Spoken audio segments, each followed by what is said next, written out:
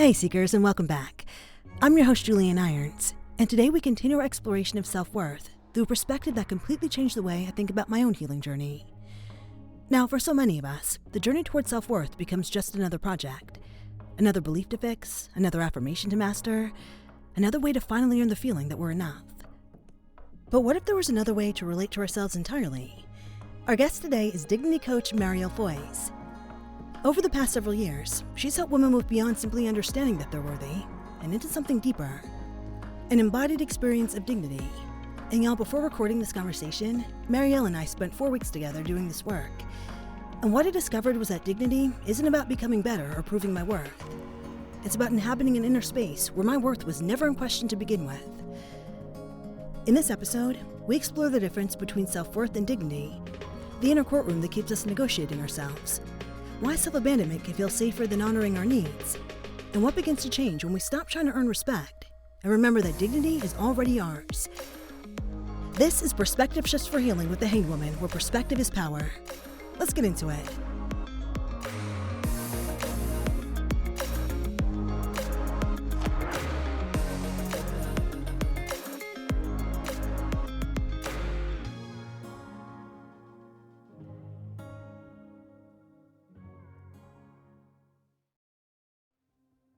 So let me guess, you're running a business, showing up, doing all the things, and still second-guessing your next move. That's usually not a sign you need more effort. It's a sign you need clarity. At 3 of Cups Healing, we offer energy and intuitive-based marketing strategy for your small business. We combine tarot insight, competitive research, and real-world strategy to help you understand what makes you stand out, how to communicate it clearly, and what your next move should actually be. So, Seeker, if you're ready to stop second-guessing and start moving with intention, book a free consultation at 3ofcupshealing.com. Your vision, your magic. Let's make it real. Together. That's 3ofcupshealing.com. All right, let's get into the episode.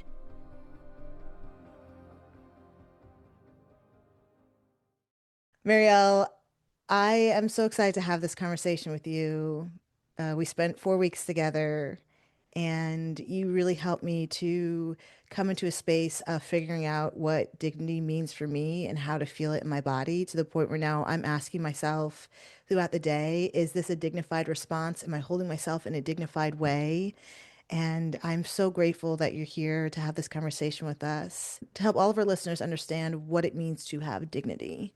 So thank you so much for being here. Thank you so much, Julienne, and thank you for having me. It's a pleasure being here, and I'm glad to hear that the work that we did together is helpful for you. Now, Marielle, for listeners meeting you for the first time, can you share a little bit about your work and what led you to focus on dignity and self-worth? So I work with women who, at some level, they know that they are worthy, but they don't actually live that way in their daily lives, in their decisions, in their relationships, in the way they show up for themselves. So the mind knows one thing, but the body in daily life circumstances responds in a very different way because the body has learned something very different. But despite what the body has learned, it is also possible to create an opening in the body for dignity, for respect, and worth. And what I do as a dignity coach is work with this opening. It's learning to stand in a different inner position, and that this position becomes more familiar in the body, a place from which you can start living more and more, in a place you can return to again and again. And what led me to focus on dignity is that when I came across this work the first time, I thought, oh my God, this is so foundational. And even if I had been on a personal growth journey for quite amount of time, it still felt so powerful for me to engage in this work. So I think that many of us are used to thinking in terms of beliefs. So if we realize that we hold the belief, I am unworthy, then we tend to think, I need to get rid of this belief. Only when I finally get rid of it, then I can feel worthy.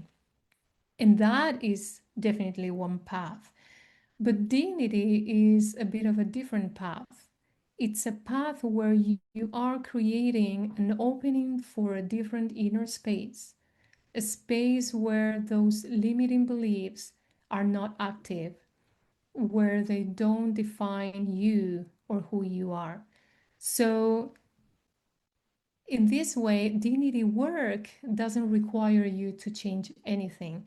The old beliefs, the old patterns will still be there. And what we're doing is creating more and more space for dignity. And with this, I don't mean that changing your beliefs is something that you shouldn't do, that it's useless. Not at all. That is still a very important inner work to do.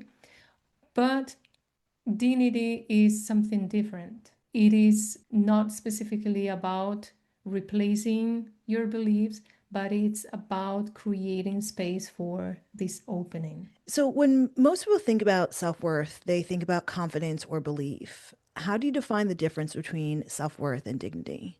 It is true that when we think about self worth, we tend to think in terms of belief. So we can ask ourselves, am I worthy? Am I enough? And we can feel in the body whether we hold that belief or not. If we don't hold that belief, the body reacts, the body resists. If we hold the belief that we are worthy, then the body feels at ease. And being able to sense that is very valuable because it gives us information about what we hold in our inside. But again, dignity is something a little bit different. Dignity is an inner space that you inhabit. It is the space of your core essence. And at your core, there is goodness. This means that at your core, you're not a mistake, you're not flawed. It means that you are inherently worthy of respect. And then it's about creating an opening for this space. And when you do that, that feels expansive. So while self-worth work, when you do that, you may pay attention to these bodily sensations. Does my body tighten or does my body feel at ease? And then you know what beliefs you hold. Dignity is a different inner experience. So inhabiting this inner experience is that feeling of expansiveness, and it feels that way because those limiting beliefs do not apply there. They are not active there. They are not present.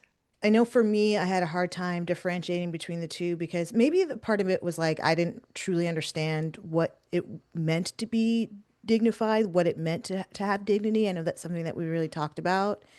And you helped me to define that for myself, which you just did. Just as we, as people who are on this path of discovering our dignity and discovering our self-worth, in what ways do we end up confusing one for the other in any given circumstance? So for me, I think that people often confuse self-worth and dignity when I see that worth is something that gets enforced.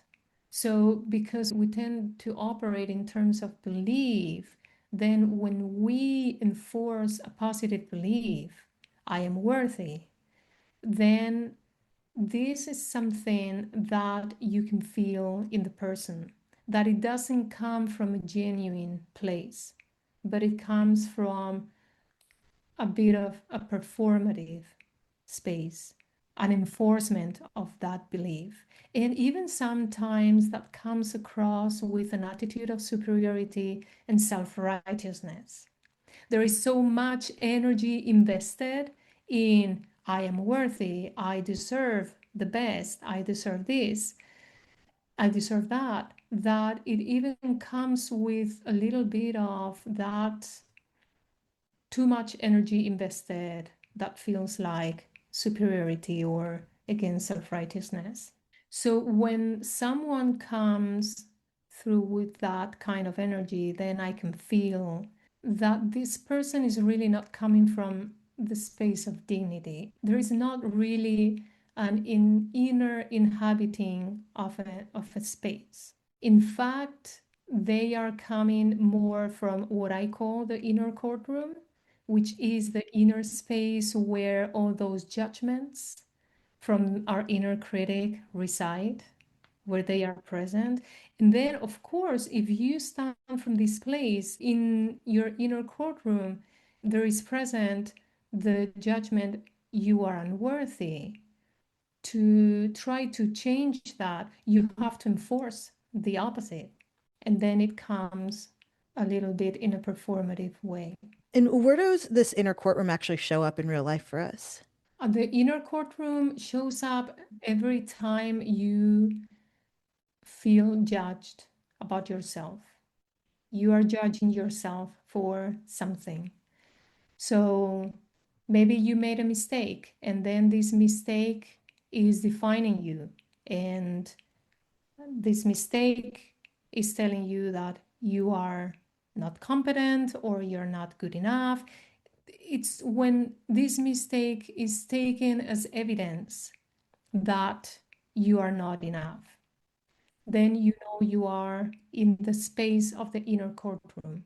And only by getting things right, only by doing the right things and achieving things, you avoid these judgments. Then it becomes a pursuit of perfectionism, always doing the right thing, always completing and achieving your tasks, all of that. It's the inner motivator that gets you to do things.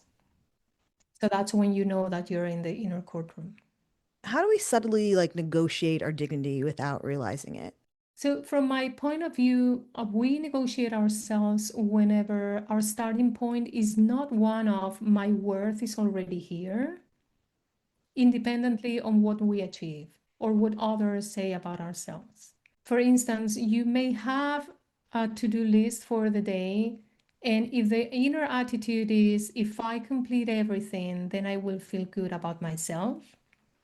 And if I don't complete everything, then my day will not come together and I will feel like a failure. That's one case when you're negotiating yourself. Your worth has become conditioned to achieving those things, to completing that to-do list. And that's when you start pressuring yourself to complete it, because only when you complete it, then you secure your worth. So when we operate that way, we know that we're coming from the inner courtroom, where that judgment, if you don't do enough, then you're not good enough. Now, a very different perspective is when the starting point is my worth is already here. And from that place, there is still things that I want to do, things I want to achieve, things that I want to get, and I go and do them. And if I achieve them, then I will probably have a better experience of life. My life will feel better. If I don't achieve them, my life will not feel as good. But achieving or not achieving these things are just circumstances of my life, while my worth remains intact. My worth remains independent of those circumstances. So, this other perspective is a dignity perspective. The difference between both perspectives is the inner attitude. Do I need to do all those achievements to feel worthy? Or my worth is already here, and whatever I do that from this perspective, from this starting point. I love that so much. And it actually does remind me of our next question because like I feel like I self-abandon myself a lot. Why does that feel safer to us? Why does self-abandonment feel safer than standing fully in our worth and standing fully in our dignity? From my perspective, self-abandonment happens whenever we condition our worth on circumstances on achievements, or on what other people say or think about us. Because our sense of worth depends on those things, we stop listening to ourselves. We stop being connected to ourselves. Instead, we become hyper alert to what achieving or not achieving might say about us, or how other people may react to us, or what they may think of us. And then we start adapting our behavior around those things, around achievement, around approval, or avoiding rejection. We become disconnected from ourselves. So for me, that is self abandonment. A dignity perspective, however, is different. It's not about only thinking about ourselves and our needs, becoming disconnected from the world, from the people, from responsibility. We still want to be good daughters, good mothers, good sisters, good friends, good partners. We still want to function well in society, and for that, we need attunement to our environment and to other people. That matters, and we care about that. But at the same time, we don't lose connection with ourselves or with our own needs. So there is a balance between both, and there is an awareness of both. So imagine you are in a relationship with someone who tends to react in emotionally explosive ways depending on what you say. And then you become extremely alert to that person. You measure your words, you adjust your behavior, trying not to trigger a reaction in that person. So, in that situation, your behavior becomes organized around that person and their reactions. And if you lose connection with yourself, with your needs, then that becomes self abandonment. Why it feels safer than standing for yourself is because by doing that, you avoid something that you fear: rejection, an explosive reaction. And so, a dignified perspective would be to stay centered in yourself, protecting your energy while caring about the relationship you have with that person, if that's something you care about, and then working through the relationship from that place. In the example I mentioned earlier, where you have a list of things to do, if your worth feels tied to completing that list, then pressuring yourself to complete it will feel safer. Because if you complete it, then you secure your worth. But in that moment, where is your self-awareness? Where are your needs? Where is the consideration? This list of things to do, is it realistic? Does it protect my dignity? That would be a dignified way of relating to the situation of having a long list of things to do for the day. But if you're coming from a space of, when I complete the list, then I can rest in dignity, but not before, then from my perspective, that is a form of self abandonment. And it can feel safe because by pressuring yourself, you are avoiding feeling like a failure. But it comes at a cost. One thing that I learned from you during our time together was really checking in with myself and figuring out if I'm doing all of these things because I want to do them in the moment, or am I doing all these things because I feel like I should be doing them? One thing I started to say to myself is I'm important and my mental health and my well-being actually comes first. And so it was like, for example, yesterday I realized that I didn't submit a chapter that I needed to do, that I needed to submit for an audiobook. And my initial instinct was rush home and get it done so that you can get to these people. But what I really wanted to do was go on a long walk. And I was like, what do I need for myself right now? And I went on my long walk and it was amazing. And then I came home and I did the chapter and all was well. And so that's something that I learned from you. It's like that was the dignified thing for me to do in that moment was go on my long walk and do the meditation that I wanted to do And I felt so much more grounded after I did that. And I was so much more prepared for the work that I had to do next. Yeah, that sounds amazing. You didn't dismiss that recording that chapter and sending it. You just reorganized yourself. You left it for later, and that was also perfectly fine. So, a lot of us actually understand that we are worthy. Like, we understand it from an intellectual level. A lot of people, we do the journaling, we do the affirmations, we do the mindset work, all that stuff. So, why doesn't that always translate into how we actually live and what we actually choose? Yeah, there is definitely a gap between knowing in your mind that you're worthy and the body reacting with that same knowledge in certain circumstances, especially when you feel triggered. So, doing things like journaling, affirmations, mindset work, and all these kind of practices is part of a healing journey, of a personal journey.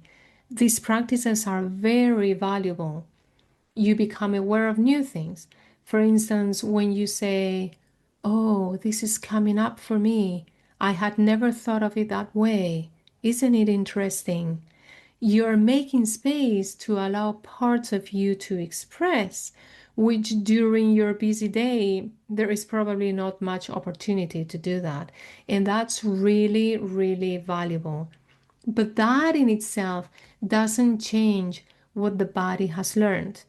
So you can replace your beliefs. That's one of the things that you can do. And at some point, start operating from stronger beliefs. Now, dignity, as I said, is a little bit different. Dignity is about creating an opening for an inner space where those poor beliefs are not active. It's about creating an opening for a clean space and allow the body to inhabit and experience this space.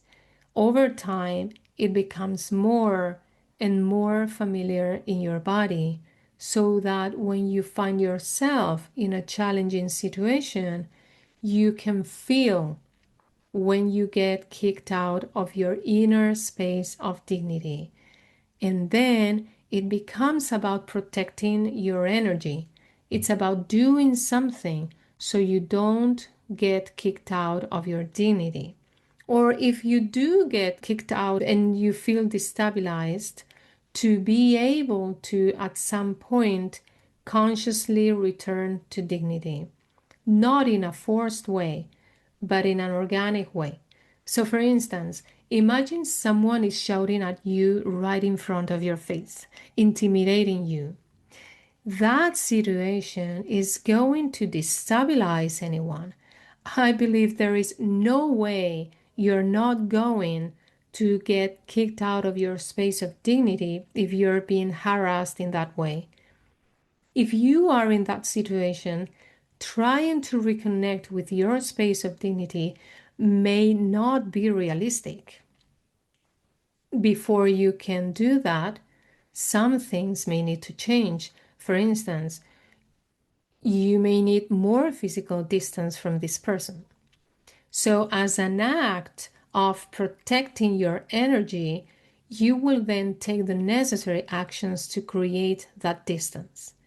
When that happens, your body will eventually be able to reconnect with dignity.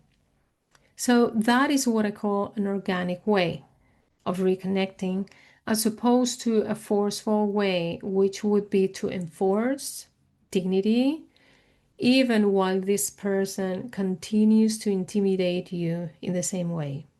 So, you and I actually talked about what dignity feels like in the body because I could not understand it. Like I could not figure it out. I think it took us like 2 or 3 days to like finally nail down what it actually feels like in the body. So from your perspective, what does dignity actually feel like in our bodies? Dignity feels expansive in the body. It feels like you have permission to honor yourself and to honor this life. You have permission to exist and permission to take up the physical space you need. You don't shrink. You don't brace yourself. You don't feel ashamed of yourself. And you don't apologize for existing. Again, it's not about feeling superior to anyone else. It's not about enforcing worthiness. It's not about hardening around what you deserve and don't deserve. Some people describe dignity as feeling regal. And if you want to give a spiritual connection, you can see it as a sense of feeling that your body is a temple. Yeah, I feel like for me, I feel like a sovereign queen, but a sovereign kind queen, who, to your point, is like it's not about being any better than anybody else, but I feel like I am inherently worthy, and the dignity for me feels like I feel like this sort of brightness in my chest, this sort of just like power in my body. And it does make me hold my head up higher. It does make me hold my chest out a little bit more, my shoulders back. It does feel regal. Yes, and the way you are describing it feels empowering as well. And yes, and there is a recognition of life being sacred.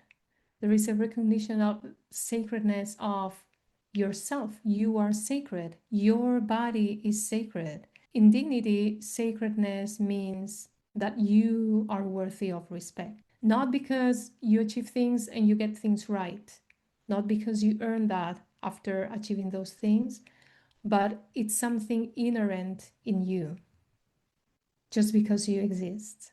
So I just talked about how I can recognize when I'm rooted in my dignity, but what are other examples of how people can recognize when they're rooted in dignity and when they're not?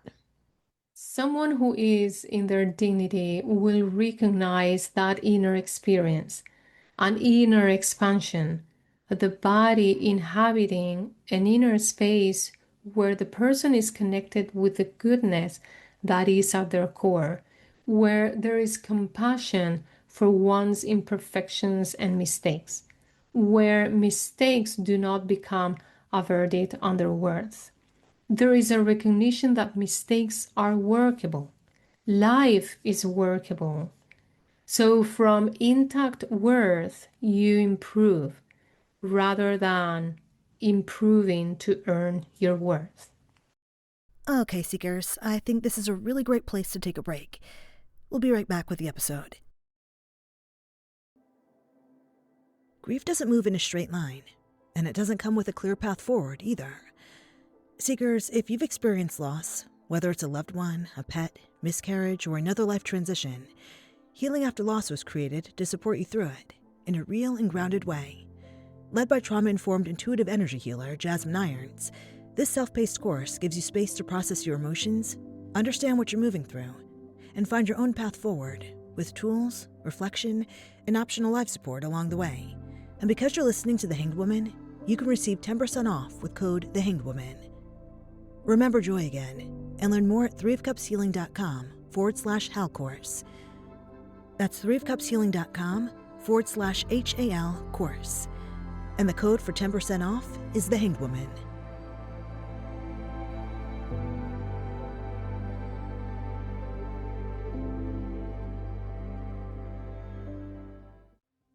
Hey, Seeker. So if your marketing feels unclear or inconsistent, it's usually not because you're doing it wrong. It's because it's not fully aligned yet. At 3 of Cups Healing, we use energy and intuitive-based marketing strategy to help you get clear on your messaging, your audience, and how to show up in a way that actually works for you. That means less second-guessing, more direction, and a business that feels like it fits. So, Seeker, if you're ready to stop second-guessing and start moving with intention, book a free consultation at threeofcupshealing.com. Your vision, your magic. Let's make it real. Together. That's threeofcupshealing.com. All right, let's keep the perspective shift going.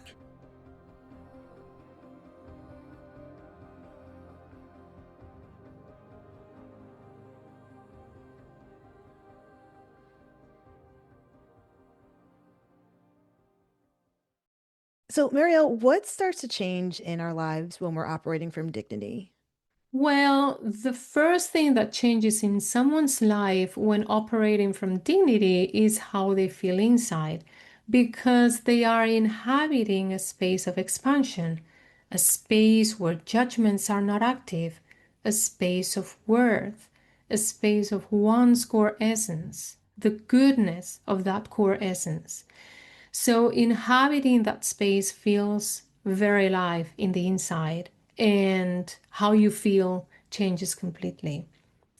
Then, as you become more and more familiar with this inner experience, it becomes something you deeply appreciate and you start protecting it whenever you feel challenged.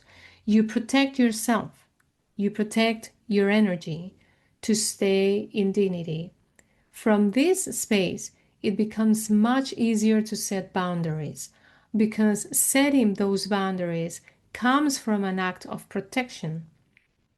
When you communicate with someone, the same, it also comes from a connection with the inner space you are inhabiting. And so setting boundaries and communicating with others feels more grounded and solid. Another thing that happens is that dignity is not only about recognizing your own innate worth, but it's also about recognizing the same worth in others. There is the same recognition. And so, as you set boundaries and communicate, you do that in a way that is respectful for yourself as well as others. And that has a great positive impact in your relationships. Imagine if we all lived and operated from this perspective. It would change the world, Given all the disrespect that exists and the intention to hurt others, operating from a dignity perspective, I believe, would make a great difference. Also, if you think about it, this perspective promotes self responsibility because you are coming from a space of protecting yourself, protecting your inner space. And that puts you in a position of being in charge of your own well being. If someone triggers you, for instance, and you ask this person to stop doing what triggers you, if they don't, you don't risk resenting this person or blaming them for your state of mind. Instead, you will naturally search other ways to achieve that protection. So you will not feel at the mercy of this person. You will feel in charge of yourself. So, yes, imagine if we all came from a space of dignity, a space of protecting our space, and of feeling in charge of our emotional well being. That would create a big difference in how we relate to ourselves and to others. I've come to a place where I've decided that I'm no longer available for less. It took me a minute to like sort of get there. A lot of unblocking, a lot of inner child work, a lot of self-reflection. But what do you see for people? Is there usually a moment where people decide that they are no longer available for less, or do more people have the same experience that I do, where it's more of a gradual process for them? I think that we, especially women, tend to put up with a lot before we actually decide that we don't want to be available for less. And I think there is a reason for that, especially for women. We tend to want to maintain relationships and preserve peace. We tend toward being relational, and that is something very valuable because relationships protect us. When we are in a group and we belong to it, we are protected by the group. So there is a good reason why we tend to keep our relationships. However, we should not need to do it from a lack of awareness of a dignified perspective. I think we live in a society and a culture in which we are still not very conscious of emotional intelligence, of dignity, of self respect, and non judgment. I think we have come a long way as a society compared to how things were in the past, but we are still on that path. And Actually, what we are doing here and what you're doing with this podcast and what I do with dignity work is precisely moving in that direction. We are walking this path right here and right now. And I trust that one day, as a society, we will be much more aware of ourselves, more aware of dignity, of our innate worth, and everyone else's innate worth, in that our relationships will reflect that recognition. I trust that new generations in the future will grow up with this awareness, and over time, it will become less and less necessary to put up with so much before deciding enough. There must be a better way to live. So, for someone listening who realizes they've been negotiating themselves, what's one place that they can start reconnecting with their dignity in a real and grounded way? The way I usually begin dignity work with my clients is by offering them the following reflection. Dignity means that you are worthy of respect, not after getting things right, not after achievements, and not after other people approve of you. You are worthy of respect simply because you exist. How does that land in your body? Do you feel a softening? Do you feel a tightening? Or do you feel nothing at all? And whatever you experience is perfectly fine. There is no right or wrong way to respond to this reflection. So, this is a great entrance to dignity work. From there, you can begin to explore a little more deeply. For instance, if you feel a softening, if this softening in my body could speak, what would it say? If you feel a tightening, if this tightening in my body could speak, what would it say? If you don't feel anything at all, if this numbness in my body could speak, what would it say? And from there, you can continue exploring. It is a very good doorway into self awareness, and it's something anyone can start doing on their own through journaling, for instance. Marielle, if there's one truth you hope we all take away about self-worth and dignity, what would it be? If there is one thing I would like our listeners to take away from our conversation, it is this: there is goodness at your core, and there is intact worth at your core. You are inherently worthy of respect. You don't need to ask for permission to exist. You don't need to apologize for taking up space in the universe. Whatever your circumstances may be, life is workable. You are workable. Things can be worked through and they can be figured out. Both you and your circumstances can be improved from a place of dignity, worth, and self-respect, not to earn them. The circumstances of your life are just that, circumstances. They do not define your worth, and they do not define who you are as a person. And it is possible to live from this perspective even when you hold negative beliefs about yourself.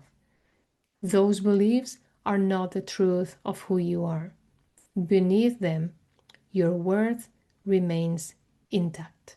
Well, Marielle, this has been such a wonderful conversation today. I know a lot of people are going to get a lot out of understanding what it is to feel dignified. It's really a powerful concept, and I just really appreciate you being here with us today. So thank you so much. Thank you so much for having me here, for giving me the opportunity to share my dignity work with your audience. And it's been a pleasure to have this conversation with you. Marielle, where can people find you if you'd like to be found? The best way to stay in touch with me is through my website, which is mariellefois.com. I have a couple of free resources there that are a great way to learn more about my work and about dignity work. And I'd love to invite anyone who is interested to check them out. Amazing. Well, Marielle, do you feel complete? Yes.